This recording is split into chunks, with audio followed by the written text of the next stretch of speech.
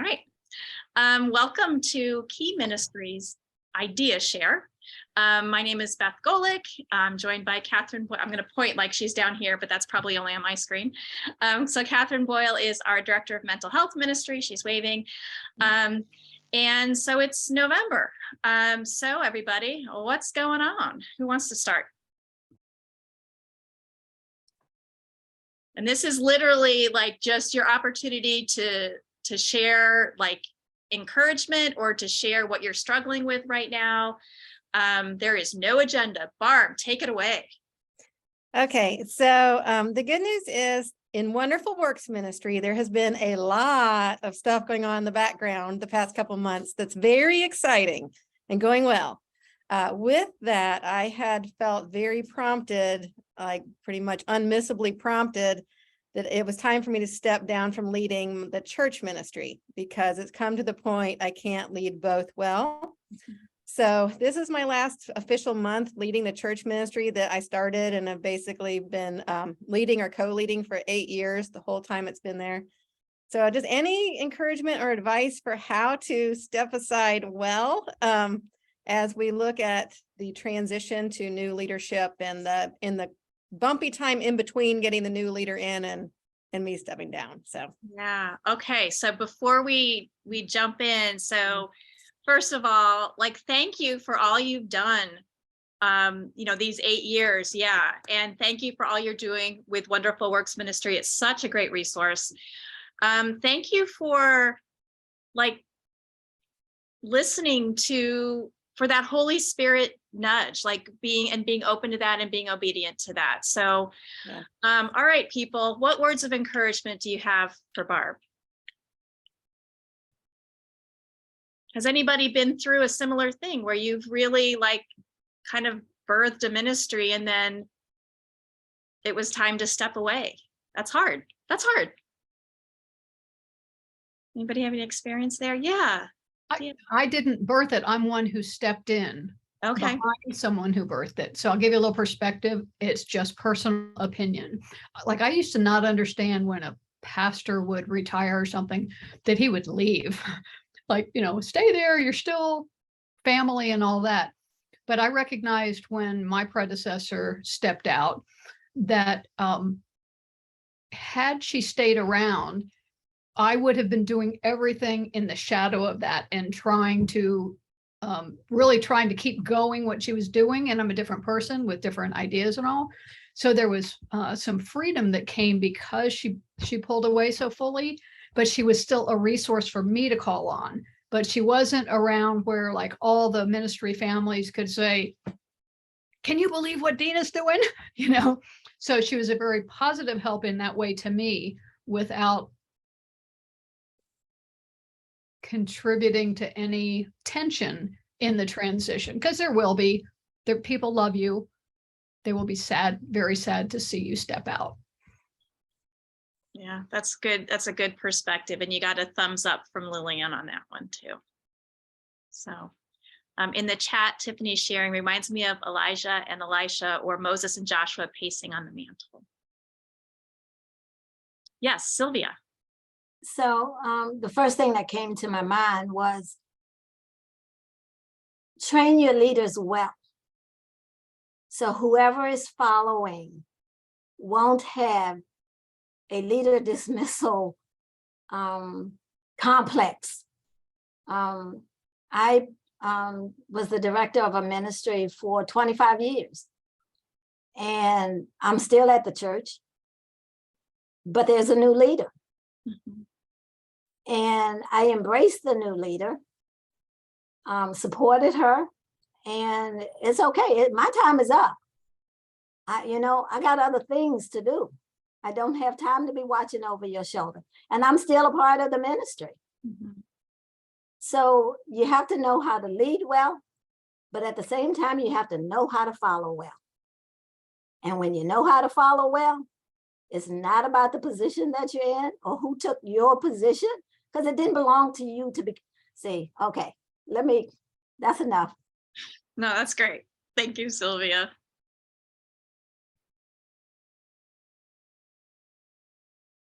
Anybody else?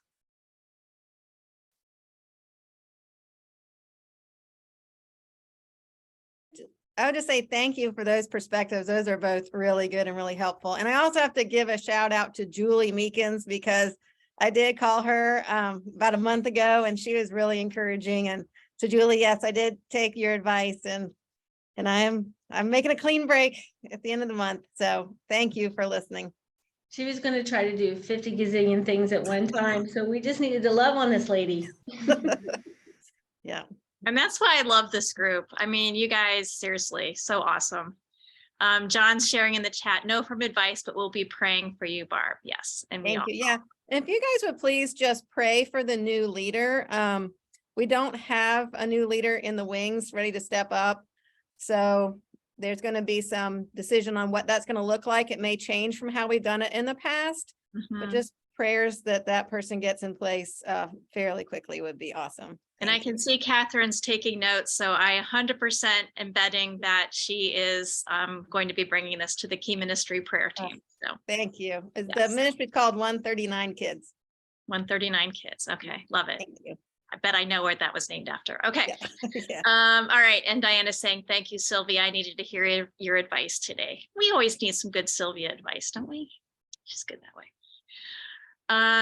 All right. In the chat, Tiffany's sharing that she just completed her trauma-informed certification with AACC and wanting to know how to start church ministry or coaching. So does anybody have any insight, info, encouragement for Tiffany? I'm taking that course right now. Oh, So good for you. thank you, Tiffany. You can encourage me.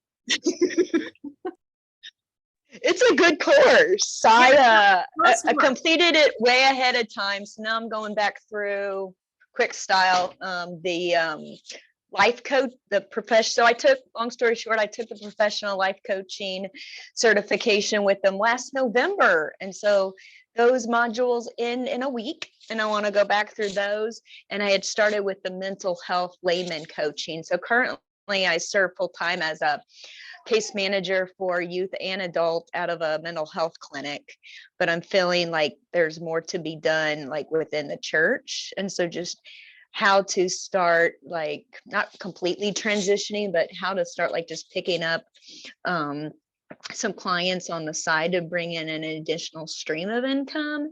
And then when that income is steady in there, then being able to transition. And so I'm just at the crossroads of like, okay, do I, start this as like a business on the side, or do I try to find a church where I can use this? I lead a freedom small group through my church, and I see a lot, especially a lot of women in the church dealing with like generational abuse, anxiety, depression. I hear that a lot too in the individual calls, as well as intercessory prayer calls that I'm a part of. And so I just really know that women specifically in the body of Christ are, struggling just as much as people in the world. I originally went into taking the mental health courses with AACC because I don't get a lot of the theology and spiritual training here at my job. And so I wanted to know how people are incorporating both of those into a coaching practice. So that's just kind of where I'm at. I'm wanting to, here in this new season, be able to transition and be able to have a steady enough, stream to where I can replace what I'm doing so I can have more flexibility and work part-time. Yeah. Does anybody have any like experience with this or thoughts? Anybody else taking the course? Can Sylvia or Tiffany, can you tell us a little bit more about the course and how you got involved? And I don't know, somehow it just popped into my into my email.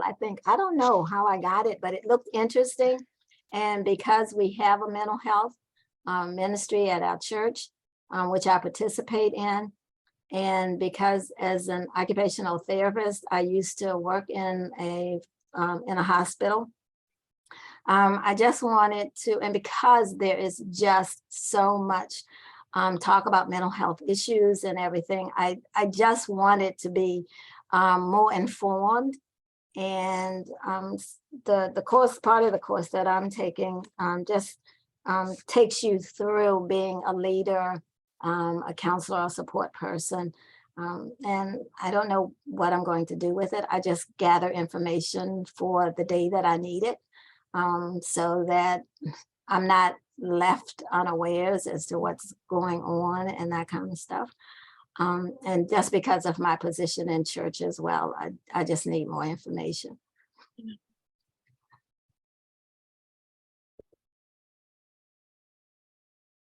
Okay. Anybody else? I found it because Facebook does these amazing algorithms. So of course it had, my profile that I work in mental health. So there was actually an ad for it, and they had offered a scholarship with White University. So it's like a $2,400, and they're doing it again. So it's like a $2,400 value, and I paid like $50. And I didn't want to go back to go get like a second master's in counseling, and all the time that's committed with that, plus the time outside of that to get licensed.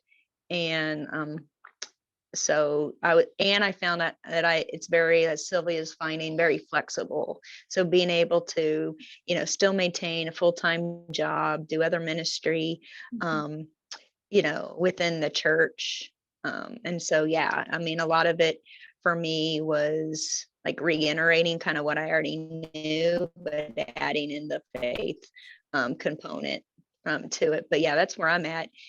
So I would love to hear from, some other people, either on this call or future calls, of like, how did they start, doing, mental health ministry work, within their church, within their faith community.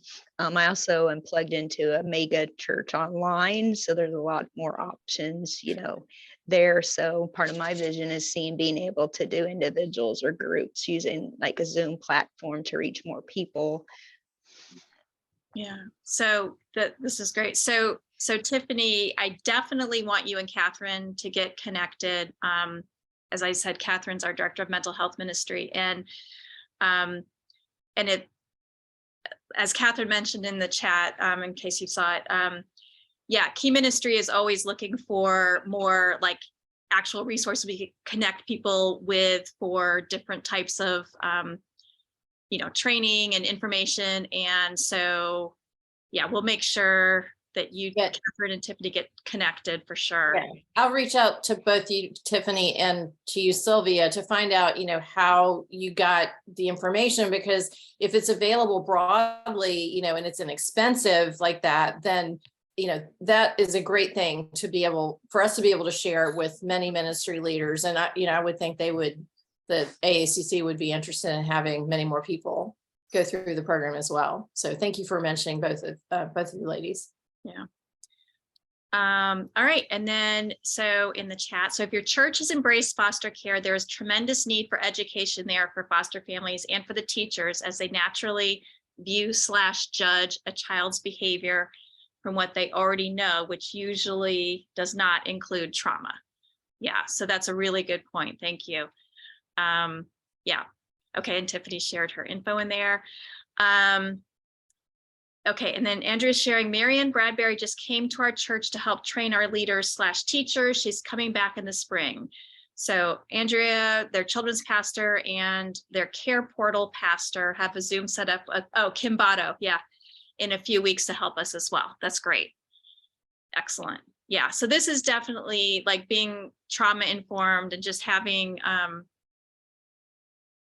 this is kind of, I think, the next big thing that ministry leaders are going to need to be equipped with. So yes, and it does go hand in hand with quote special needs ministry for sure. Yeah. So yeah, and so expect to hear a lot more from Key Ministry too on this as we head into 2023 for sure. Yeah. What else we got going on, people? I haven't been able to take part in one of these for several years. Just a quick who I am and what I do. So for the past 10 years, I started and have built up a ministry here, and ours is actually called Access. We weren't copying the other ministries that were called that. I didn't even know about them then. It came about as everyone deserves access to Jesus was how it came about. And so I just actually went on staff here at our church in September. So I'm kind of what was the lady's name that is transitioning off of the church and doing that? I'm kind of going the opposite direction. So I homeschooled my children while I was building that ministry, and I teach piano lessons. So I have a studio of 30 students. So I'm in the process of handing them over to other teachers. So it's very exciting. One of the things that I have question about and that I'm in the process of working on that we're wanting to add is a sibling support group. I have a couple of our ministry primarily started out with teens and adults because that's who we had. We're kind of working, I say backwards, not really, because we had to serve who we had first, but we're adding in buddies and things for kids now. But two siblings of some of the adults that I work with and are friends with that are going to lead that, but I'm putting together what I want that to look like and how we're going to do that. So if anybody has any resources or any suggestions for that, I would love to hear your take on that, and if you've done one, what went well and what didn't. So you're looking for sibling support. Is that sibling Yes, support for group? siblings who have a sibling with some sort of Okay, Barb. We have not done that at our church, but I do have a friend who that's her passion, Deborah Peterman, who's been on this group before. So I can send you her information. And I also know, I've not personally done this, but when I was in grad school, I did a lot of research on something called sib shops, which is like a sibling support group that sometimes are hosted at church. And it looked fantastic to me. So I don't know if anyone else has done that, if they have opinions on it, but that might also be something to research. So sib, what you cut out on the second? I think it was called sib shops. Yes. Shops. Yeah. Yeah. How about John and Ryan? Do you guys have anything? Hello. Yeah, I just wanted to give a shout out because a couple weeks ago I had some of our higher ups from our Johnny and Friends office come out, specifically some of the folks who handle our internships around the country. And we did some tours of local colleges here in the Chicago metro area that are Christian colleges that have great disability programs for adults. Okay, so some of you folks might be familiar with these, but again, I'll just give a quick shout out that we got to tour Shepherd's College in Wisconsin, which is just outside of Kenosha. Incredible program. Very impressed because it truly is a full college experience in terms of the different levels of just residential accommodations they have based on ability to the different tracks they have as well. And it was really impressive to really kind of get that behind the scenes look at, exactly what goes into these programs, because again, it's not just about keeping folks busy, in that kind of more traditional day program sense. I mean, these are real programs that are designed to teach them, valuable skills that are going to carry them into different employment fields. So it was really great to see those, as well as another great program out at Judson University, which is in Elgin, which is a West Chicago suburb, called Rise. And that one is kind of geared for more high functioning individuals, but regardless, wonderful program. And again, both faith-based Christian colleges, that have that focus. So, if you are a special needs parent yourself, or have friends or folks in your churches or ministries that are looking for those experiences, I can't recommend either one of those programs enough. Just wonderful experiences. And again, not only supporting those individuals, in terms of, really maximizing their independence, but also giving them, a real faith-based Christian experience as well. So awesome info. Okay, so we got three things going on here. One, Mackenzie, I saw your hand raised earlier. We'll get to you in just a second. Two, the sibling piece. So we're looking for info on the sibling piece, and Barb has shared in the chat siblingsupport.org/sibshops. Okay, so if we have any other information about siblings. And then three, this awesome info from John on a couple colleges up in his neck of the woods. And then Ryan has shared the website for Shepherd's College, which is shepherdscollege.edu, in the chat, so you can check that out. Okay, and Al has shared that he's visited both Shepherd's College and Judson College Rise in August and was super impressed.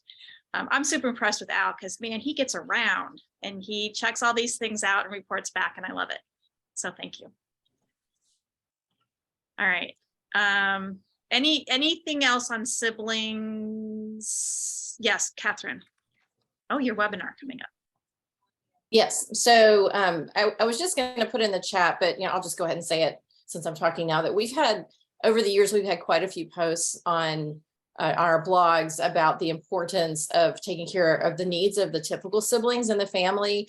A couple of the writers that you might want to just like search on our website, Lisa Jameson, she's written about that quite a lot, and then Sandra Peoples and Jolene Philo has also touched on that some.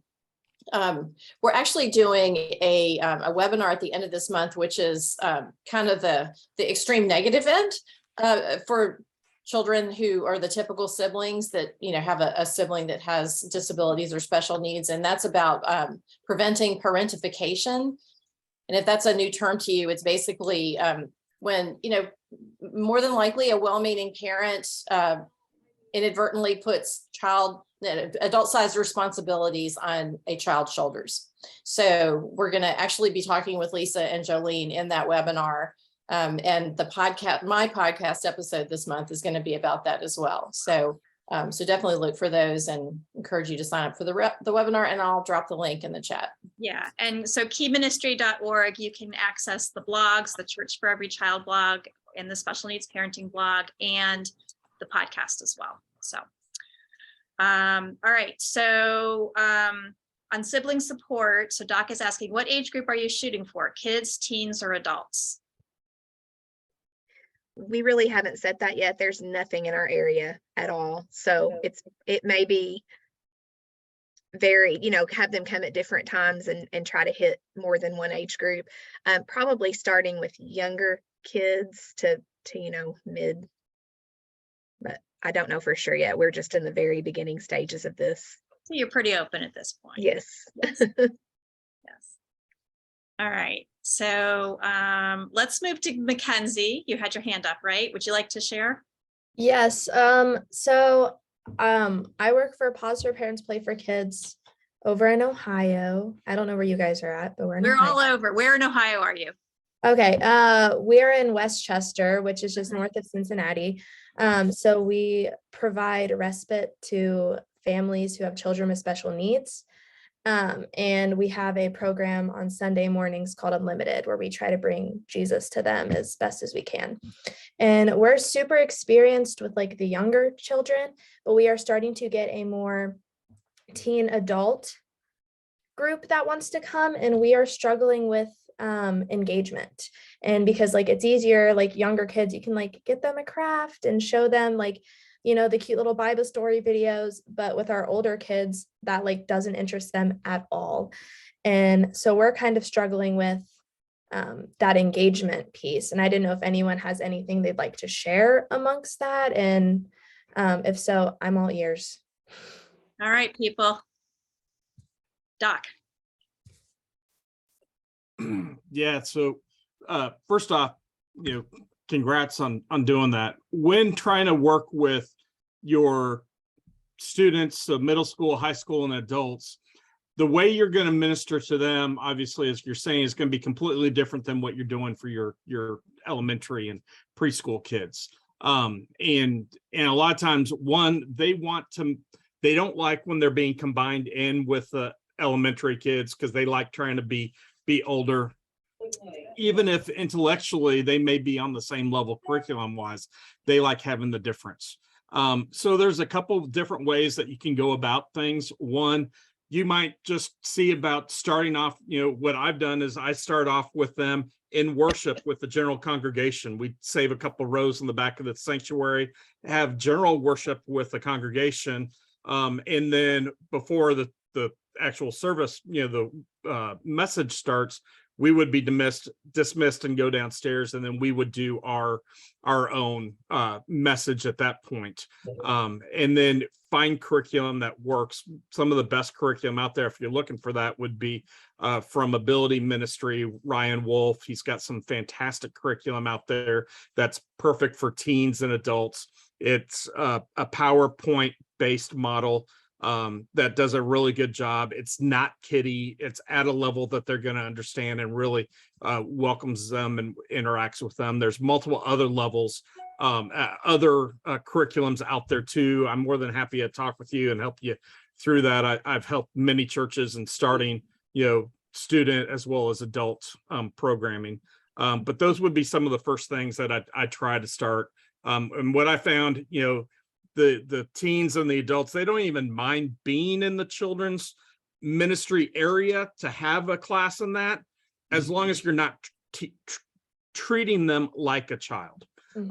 So, not having all the childish pictures on the wall and not having all the cartoon things when you're trying to teach. But I found actually doing worship away from children's ministry and just trying to have them separate and have something at a level they do, they really thrive with that. So that's where I would first start with that. But you can still end up, and then at the same time, what I found is you don't require one-on-one buddies usually.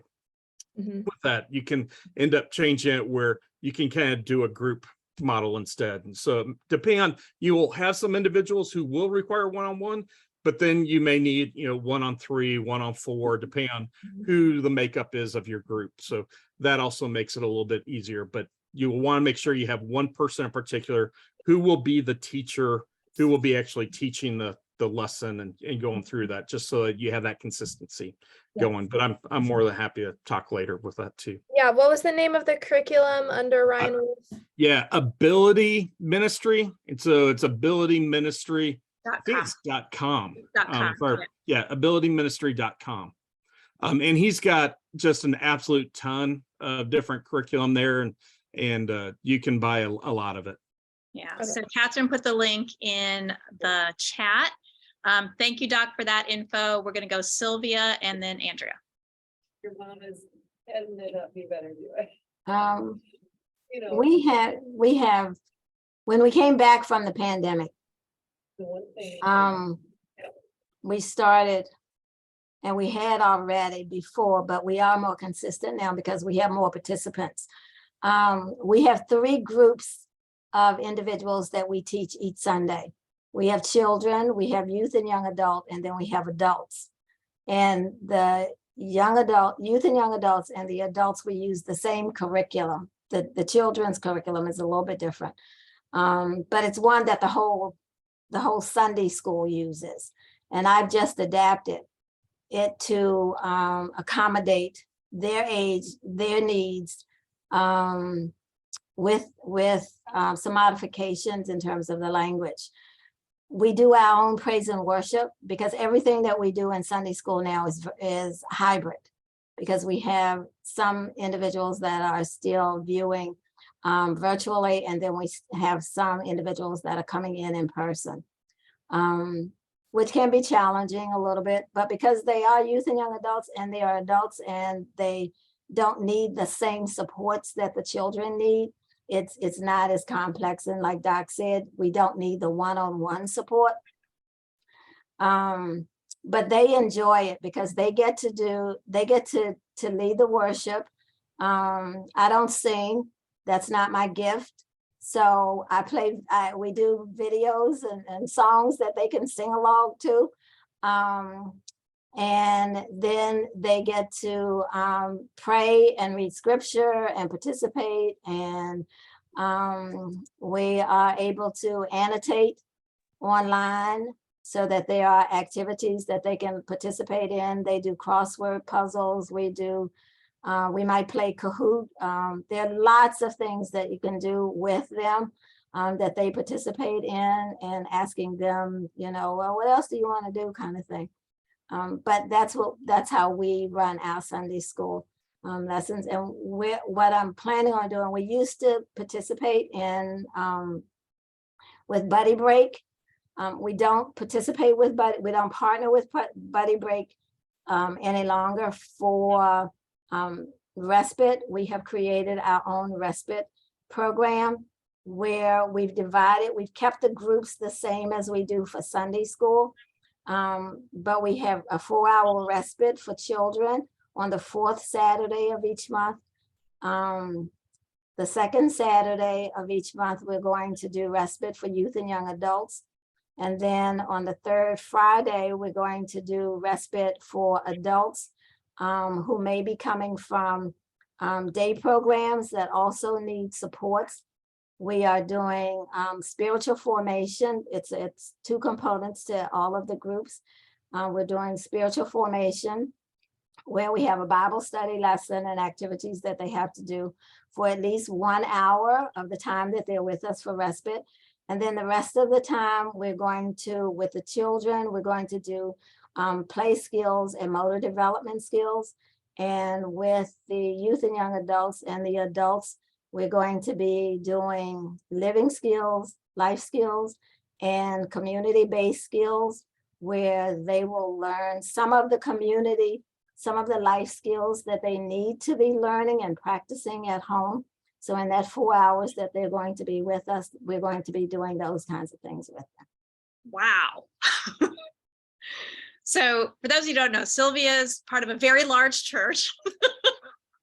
But wow, that's incredible. But have a very small volunteer base. So don't let it fool you that the church is big. Okay. And that everybody is doing their job. It's, all you have to do is have a heart to do it. And God will provide whatever is needed and necessary to get it done because of the population that you're dealing with. Mm-hmm. Yeah, so true. Okay, thank you, Sylvia, for sharing that. I have so many thoughts. Okay, Andrea. So ours, as I said, we kind of worked backwards. So we're just now to the point where we have one student that just went into our youth group this year that has had a buddy. He kept his buddy. He's thriving in that environment. That's kind of the cutoff where we'll let the parents decide, where they want them. Because our teen and adult program, we do have a separate class, not because we wouldn't be willing for them to go to a typical class, but it's just because of the severity or whatever. We have a wide range and they choose to come to this class. And so ours is a little bit different though, where Doc was talking about not doing the cartoon. We do use the adapted word. We just started that in September. It's been a great fit for us for that particular class. The sheets that come with it for the teachers at the tables to use to engage after the story. It's been a big transformation for us actually.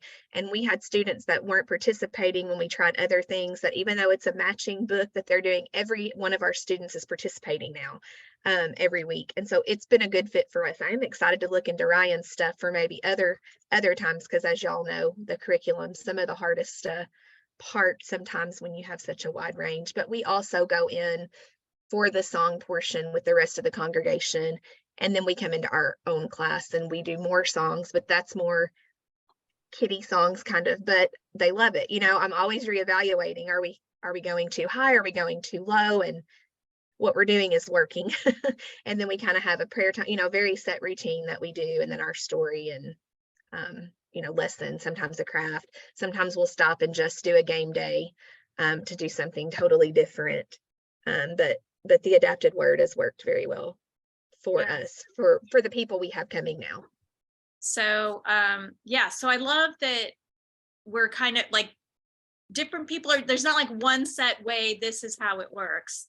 Right. I think that one of the things that's really important is that we're creating that, like we know that ministry is relational, right? And so one of the pieces I think is really important, that we're creating that time for relationship building and community, because that's part of what's going to have your students interested in coming back, is that opportunity to connect with each other and with everybody that's involved in the classroom. So, okay, so Doc, you have your hand raised, so I'm guessing that's about what we're just talking about. And then I'm going to move over to some stuff that's going on in the chat. So Doc. Yeah, I was just going to finalize and kind of, you summed up some of it, but I was just gonna kind of bring it back and remind everyone that, you know, bottom line, you've got to find what is right for your church. Every church is different. Every ministry is different. You know, I firmly don't believe in a cookie cutter program, because you need to do what's right for your own folks, your kids, your teens, your adults, whatever it is. And what might work for one group doesn't work for the other. So, you know, everyone knows their group the best, and that's the important thing. There's a lot of great things out there in many ways that you can skin a cat, if you would. But the important thing is, you know, like we're talking here, talking through it, and doing something. But know that, figure out what's best for your church, your ministry, and do that. Yep. All right, there's some good stuff going on in the chat, so let me read it to you. So Tiffany asked, how do you help parents with kids with anxiety, ADHD, or other behaviors adapt and feel comfortable in your groups? So yeah, so this is super important. Those hidden disabilities, mental health conditions that make it really hard for some kids to participate in Sunday school. It can be frustrating for the volunteers when they're not aware of like what's going on. And so Catherine has shared 2 links. Boy, those are really awful looking.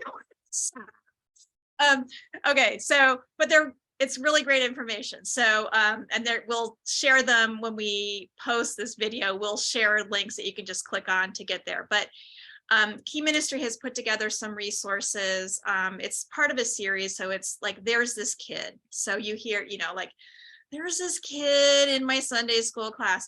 So one of the, these free downloadable resources, one is on ADHD and one is on anxiety. And so what these resources give you are like some scenarios and some things you can put in place to really help the student, the volunteer, to everybody be more successful in the classroom. And this is kind of focused a little bit more on like the children's ministry, student ministry setting.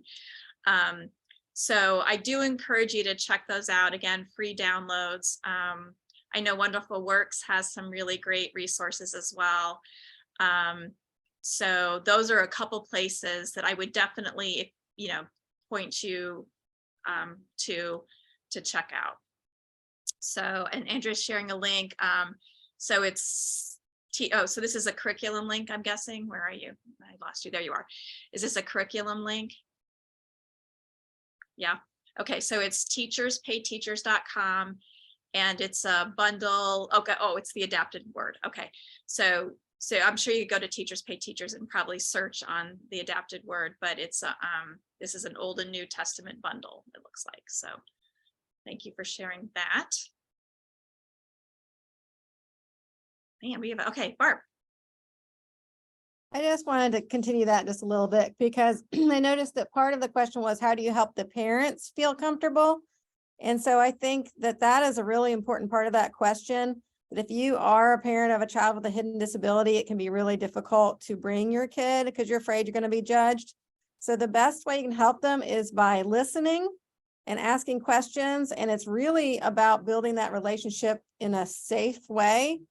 We actually do have a video on this, on supporting parents with hidden disabilities. I'll put it in the link. But it's making them feel safe, that they can be honest with you and that you're not going to judge them and that you're not going to tell them what they need to do or what they should be doing. You're going to be listening more than you're instructing. And it's hugely freeing for these families. It's so important. That's good stuff. Yeah. So definitely, yes. And we'll include that link too. Barb has put together some really fantastic videos, so do check that out. Okay, the links that are being shared in the chat. So the first one that Andrea shared was for some cut and paste books, and the second was the matching books that they printed, laminated, and bound into reusable books. Thank you for that. But we're going to have all kinds of links in the show notes for this. So by the way, so you can, so on the Key Ministry website, if you go on the For Churches tab, Video Roundtables is one of the pages you can go to, and that's where this will be linked. Plus they're on, you know, the YouTube and Vimeo channels, but that's just a direct link to these discussions. So I got to give you guys a kudos. Like when I was first looking into this, I'm going to go back through them too, but I watched a majority of the like how to start a healthcare ministry videos that you guys have with Key Ministries. And so that's part of where that question had come from too, was, why is this so important, in our church. But yeah, if you guys haven't gone through those videos and you're wanting to do that or partner with beside people that are doing that, and I agree, working with kids and youth families is a big section of the church, then there's a lot of really good, useful information in that. So thank you. That's how I found out about you guys, actually. I was doing my own research. So thank you guys for having those video modules available. Thank you, and thanks for being here. So we do these discussions the first Monday of every single month, and like we have not run out of things to talk about, have we? Like we just continue to encourage each other and be resources for each other. So I guess I'll go ahead and say it. It's a pandemic blessing, because that's how this whole thing started. So Key Ministry also hosts a disability ministry video roundtable on the third Wednesday of each month at noon Eastern time. So that means next week. I'm really excited for the discussion next week. So in case you didn't check it out, if you haven't seen it on our website, we are going to be talking about making our social media more accessible. And yeah, we kind of got burned on it. And so we're learning, and we want to share that so that our churches, other parachurch organizations can learn as well. And we're really encouraging people who have, like actual experience as a user who maybe uses a screen reader to read their social media, or we want to hear from people, like how, what is it like for you, and we'll provide a bunch of resources as well. Jacqueline. And we have our youngest member joining us. Yes. Hi, my name is Jacqueline. So I'm the director of special needs ministries at the Bible Chapel in Pittsburgh. This is my first time on here, so I was really excited to find this resource. And I was wondering what, I wanted to talk volunteer training. I'm kind of coming up on that, and just what you guys deem important to put into that training, kind of how you do your trainings for volunteers who've been here. So I came on staff about 8 years ago, but before I came on staff, I was volunteering leading this ministry for a couple of years. So there have been volunteers who have been serving alongside me for the last 10 years. And so how do you continue to train those volunteers? And yeah, just kind of what your volunteer trainings look like. We do have from infant to adults here at the chapel. And so we have an adult ministry and a children's ministry. So if there's differences in your trainings and how you kind of handle that, what you decide everybody should get, and then how you handle the other aspects of it. Yeah, so that's a huge, huge topic. And I feel like it's changed a lot in the last few years. So, all of us went through this,